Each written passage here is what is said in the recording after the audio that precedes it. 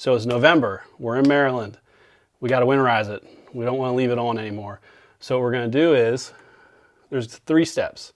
We're going to shut this off. We're going to open the outside faucet, and then we're going to let air into the bleed so all the water will come out of the pipe. So the only risk of freezing, this pipe is really long.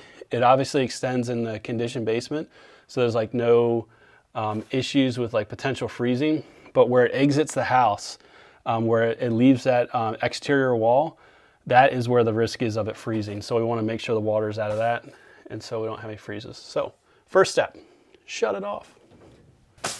Second step, hose bib. Now we're just going to open the outside hose bib. The valve inside is shut off. All right.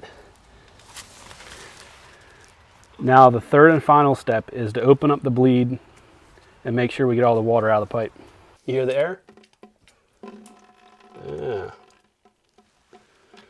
So in this case scenario, the pipe is actually pitched back towards us, so we're not letting in air. It's actually letting in air opposite from the hose bib. It's letting the water out this side, which is fine. You just want to get the water out.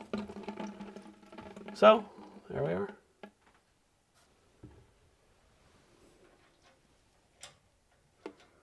All right. If your inside valve doesn't work, the shutoff valve for your hose bib, those little foam insulators work pretty well with helping prevent your outside faucet from freezing. Definitely not a guarantee.